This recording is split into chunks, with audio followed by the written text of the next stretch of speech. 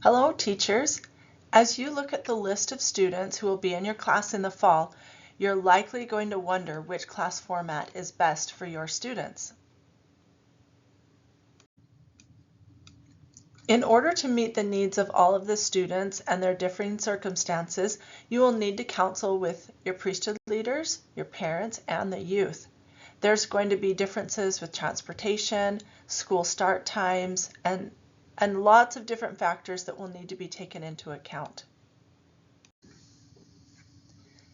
Let's take a look at these options. These are the approved options for seminary classes. And if you need an exception after reading through all these different options and exploring them for your class, please reach out and we can discuss your unique circumstances. All of these options are designed to encourage a daily scripture study experience, and this is our guiding principle as we determine which type of class format to set up for our class.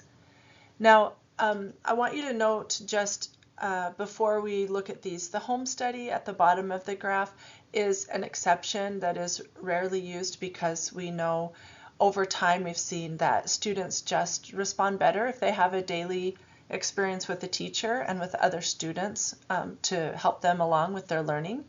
So that is an exception.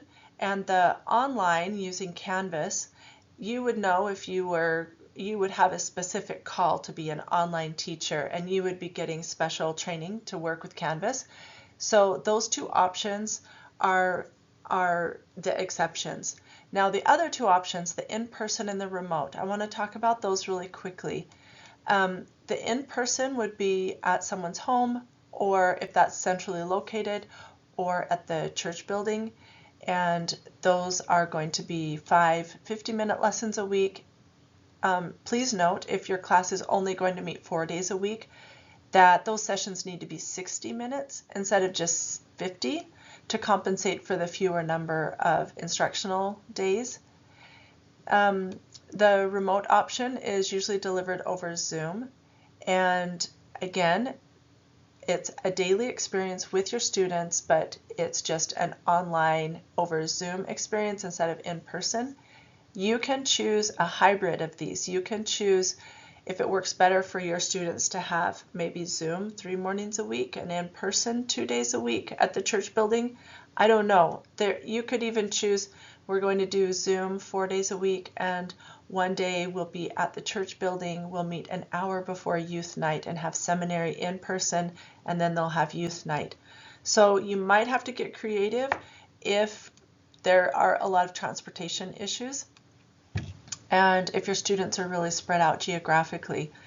If a student has to travel more than 20 minutes to get to seminary, you may want to consider inviting them to be in an online class, or if your ward or your class is going to meet in person, but there are a few students who cannot get there in person because of transportation, we will have remote class options for them so they could join a remote only class.